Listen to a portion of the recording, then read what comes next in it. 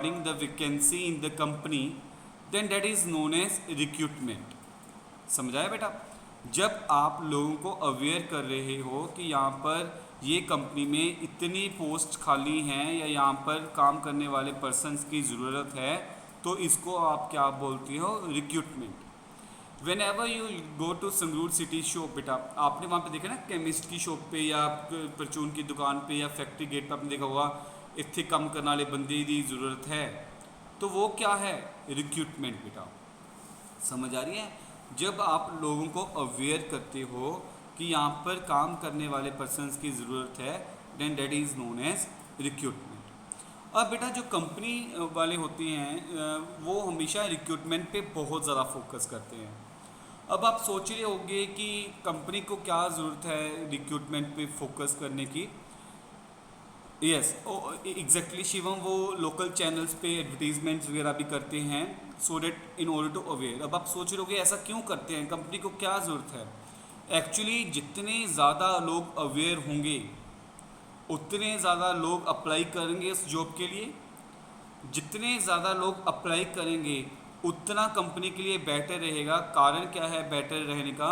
क्योंकि वो इजीली उनको क्या कर सकते हैं, उनमें से बेस्ट को सिलेक्ट कर सकते हैं, बेस्ट एम्प्लॉय वो सिलेक्ट कर सकते हैं. अगर फॉर एन एग्जांपल अगर आए ही 2-3, यानी if there are 2 or 3 people who only came in order to join, obviously आप क्या करोगे? आपको 3% की ज़रूरत है. आप क्या करोगे? चाहे वो आपको ठीक लगे या ना करे, because need of the time, आपके पास कोई चॉइस ही नहीं रहेगी, तो आप क्या करोगे? उन तीनों को सिलेक्ट कर लोगे.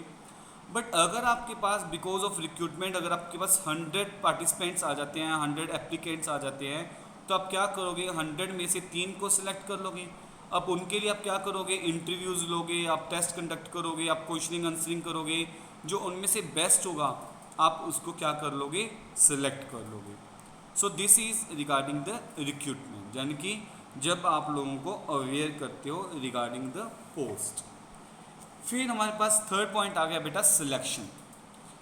सिलेक्शन से क्या पता चलता है बेटा? नाम से पता चल रहा है जो बेस्ट होगा उसको हम क्या करेंगे? सेलेक्ट कर लेंगे. अब आप कैसे डिसाइड करोगे बेटा कौन सा आपने सेलेक्ट करना है? कैन यू टेल मी, अगर मैं आपसे पूछूं कि आपके पास अगर आपने जॉब कंडक्ट करनी है, you want to hire the people, तो आप क्या करोगे? ओके प्रणव, सिलेक्शन टेस्ट लोगे. Rest of the students what do you think? क्या करोगे बेटा अगर आपने प्रॉपर टेस्ट कंडक्ट कराना है तो? Interviews. Okay Pulkit, any other student they are having any idea? क्या करोगे बेटा अगर आपने किसी को सिलेक्ट करना है तो? Okay fine. इसके लिए बेटा कंपनीज वाले क्या करते हैं? If we require accountant then we do select the employ with good knowledge of accounting. Yes exactly Shivam, interviews वगैरह ये सब. Okay fine. तो कहने का मतलब क्या है बेटा, जब भी आपने किसी को भी लाइक सिलेक्ट करना है उसके लिए okay capacity trial job. Okay fine. Okay Kingshu, तो आप उसके लिए हिम्मत बेटा आप भी प्लीज़ पार्टिसिपेट कर लिया करो कभी ना कभी. कल आज भी नेटवर्क नहीं आ रहा बेटा, प्लीज़ पार्टिसिपेट. हिम्मत, the more you will participate the more you will learn. आप भी अपने आंसर्स को प्लीज टाइप कर दिया करो. हिम्मत. Yes sir. ओके, तो मैं ये कह रहा था बेटा आप उसके लिए काफ़ी एक सिस्टम होता है. आप सबसे पहले प्रीलिमिनरी स्क्रीनिंग करोगे, उसके बाद आप उसका एप्टीट्यूड टेस्ट हम पढ़ेंगे आगे जाकर. काफ़ी टाइप्स ऑफ टेस्ट भी होते हैं. टेस्ट एक टाइप का नहीं होता. साइकोलॉजिकल टेस्ट होता है, ट्रेड टेस्ट होता है, लाइक इंटेलिजेंस टेस्ट होता है, पर्सनैलिटी टेस्ट होता है. काफ़ी टाइप्स के टेस्ट होते हैं. ऐसा नहीं है सिर्फ एक ही टाइप का टेस्ट होता है, काफ़ी तरीके के टाइप्स टेस्ट होते हैं. फिर आपका एक रिटन एग्जामिनेशन होता है. रिटन एग्जामिनेशन के बाद फिर इंटरव्यूज़ होती हैं. इंटरव्यूज़ के बाद फिर आप उसको उनका लाइक मेडिकल सर्टिफिकेट चेक करते हो एंड आफ्टर डेट आप उनको सिलेक्ट करते हो. तो ये काफ़ी एक प्रोसीजर है बेटा जो हमें फॉलो करना पड़ता है, जो आगे आकर हम इस चैप्टर में पढ़ेंगे. सिलेक्शन प्रोसेस क्या होता है.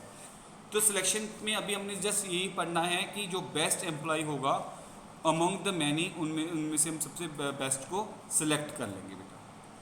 फिर हमारे पास आ गया प्लेसमेंट एंड ओरिएंटेशन.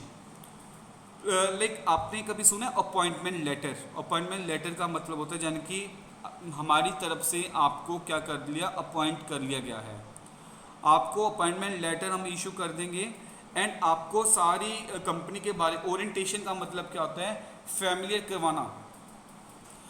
आप फैमिलियर करवाओगे हर एक चीज़ के बारे में कि ये हमारी कंपनी के मैनेजर हैं, ये डिप्टी मैनेजर हैं, यहाँ आपका बैठने का है, यहाँ पे वॉशरूम है, यहाँ पे कैफेटेरिया है या कैंटीन है, यहाँ पे ये बोर्ड मीटिंग है, यहाँ पे मीटिंग्स कंडक्ट की जाएंगी, लेकिन उसको कंपनी के बारे में सारा कुछ समझाया जाएगा, ओरिएंटेशन बोलते हैं। So I hope placement and orientation is clear. यानी कि प्लेसमेंट में क्या होता है, आप उस पर्सनस को क्या बताते हो रिगार्डिंग द जॉब ऑफर, आप उनको देते हो, अपॉइंटमेंट लेटर आप देते हो कि from our side that you are being hired. फिर उसके बाद आप उनकी ओरिएंटेशंस करते हो, जबकि जैसे स्कूल्स में ओरिएंटेशन सेरेमनीज होती हैं, कौन हेड बॉय है, कौन हेड गर्ल है, who is a principal, director कौन है, चेयरपर्सन्स कौन है, बोर्ड मेंबर्स कौन है, ठीक है ना, क्लास इंचार्ज कौन है, सबके बारे में आपको इन्फॉर्मेशन बताई जाती है, that is known as orientation. Students might be, मैंने शायद आपको बताया भी था पहले, orientation plays an very important role. आज के टाइम में ओरिएंटेशन बहुत ज़्यादा इंपॉर्टेंट रोल प्ले करती है। अगर किसी कंपनी में ओरिएंटेशन होगी तो वहाँ पे बहुत ज़्यादा प्रॉब्लम्स क्रिएट हो सकती हैं। Students, can you tell me an example of orientation I have shared with you all in class +1। मैंने आप सबके साथ क्लास +1 में एक एग्जांपल शेयर की थी regarding the orientation. Do you remember that? कौन से एग्जांपल के बारे में मैं अभी बता रहा हूँ? Just think for 30 seconds. अगर नहीं बता पाए तो मैं आपको बता दूंगा। वंश नहीं पता, ओके। सोचो बेटा, बहुत अच्छी एग्जांपल मैंने आपको प्रैक्टिकल एग्जांपल बताई थी ओरिएंटेशन की। ओके, नहीं याद आ गई। ओके शिवम, एक बेटा PNB गुड़गांव ब्रांच की एक आपको मैंने न्यूज़ बताई थी, हिंट बता दिया। हाँ, शिवम को याद आ गया। क्या थी वो एग्जांपल? Shivam, you can on the mic and do tell the other students, अगर याद है तो। किसी और स्टूडेंट को कुछ याद आया तो वो अपना माइक ऑन करके बाकी को बता देगा प्लीज़। ओके, नहीं याद है इसका मतलब। सो वो जो एग्ज़ाम्पल मैंने आपको पहले बताई थी, उस एग्ज़ाम्पल में ये था बेटा, एक PNB एक ब्रांच थी गुड़गांव में। नोएडा में एक पर्सन था, वो डिप्टी मैनेजर था। वो क्या था? डिप्टी मैनेजर था। उसकी बेटा प्रमोशन हो गई एज वेल एज ट्रांसफ़र हो गई, यानी कि वो नोएडा ब्रांच से गुड़गांव ब्रांच में चला गया। NCR का ही पार्ट है, नोएडा टू गुड़गांव उसकी पोस्टिंग हो गई। तो वो PNB में क्या हो गया बेटा, वो क्या बन गया? मैनेजर बन गया। जब वो मैनेजर बन गया तो ऑब्वियसली उसकी पोस्टिंग प्रमोशन हो गई। पहले वो क्या था? डिप्टी मैनेजर था, अब वो मैनेजर बन गया। एंड साथ में ट्रांसफ़र भी हो गई, क्योंकि पहले वो नोएडा था, अब वो गुड़गांव चला गया। तो बेटा उस पर्सन के साथ ऐसा ही हुआ। The first day he was very much happy कि उसकी जो प्रमोशन है वो हो गई। एक्सीडेंटली क्या हुआ बेटा, उस बिल्डिंग में जहाँ पर वो ब्रांच थी, उस बिल्डिंग में आग लगी। फायर वॉज देयर बेटा in that particular branch. In that particular branch बेटा जब आग लग गई, अनफॉर्चुनेटली उस ब्रांच में बेटा मोर देन 34 जो वर्कर्स हैं अप्रोक्सीमेटली वो काम करते थे। अप्रोक्सीमेटली 34, यानी कि 34 वहाँ पे जो एम्प्लॉइज़ थे या वर्कर्स थे PNB के, वो वहाँ पे काम करते थे 34। बट अनफॉर्चुनेटली क्या हुआ बेटा, उस एक्सीडेंट में, उस पर्टिकुलर इवेंट में, उस आयर के इंसिडेंट्स में एक पर्सन की डेथ हुई। एक पर्सन की डेथ हो गई थी। कैन यू टेल मी वो पर्सन कौन था?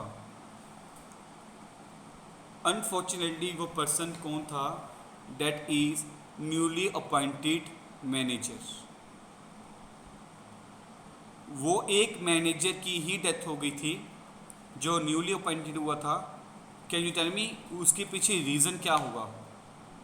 What could be the reason? वो अकेला ही क्यों उसकी डेथ हुई, या बाकी लोग कैसे बच गए? कारण क्या था? Very simple, orientation. जो न्यूली अपॉइंटेड मैनेजर था उसको ये नहीं पता था from where to exit.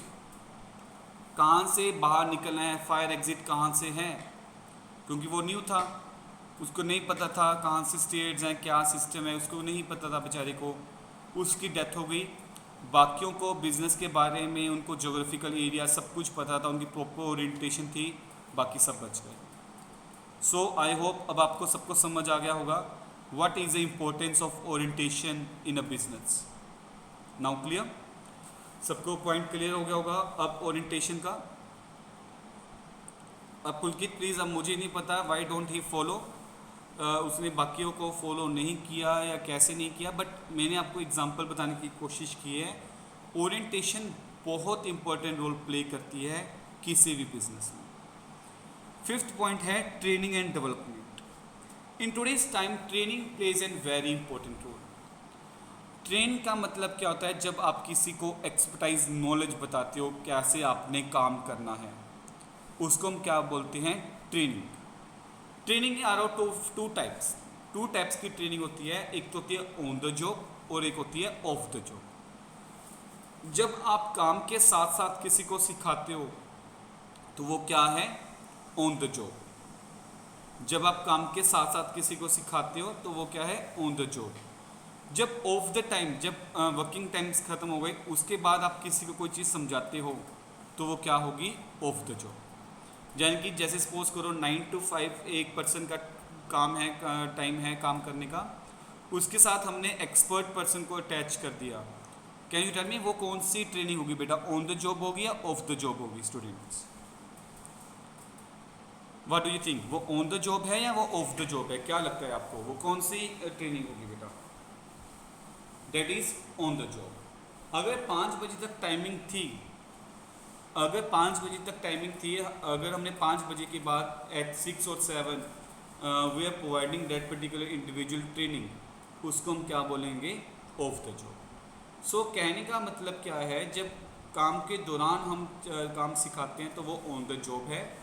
After the working hours अगर हम किसी को काम सिखाते हैं, that is known as off the job. And development क्या होती है बेटा, जब हम उसको उसके जो पर्सनल जो उसके मैटर्स हैं, जब हम वो सॉल्व करते हैं, हम उसको करियर गाइडलाइंस प्रोवाइड करते हैं कि आप आगे कैसे मूव कर सकते हो, आप हायर एजुकेशन कैसे गेन कर सकते हो।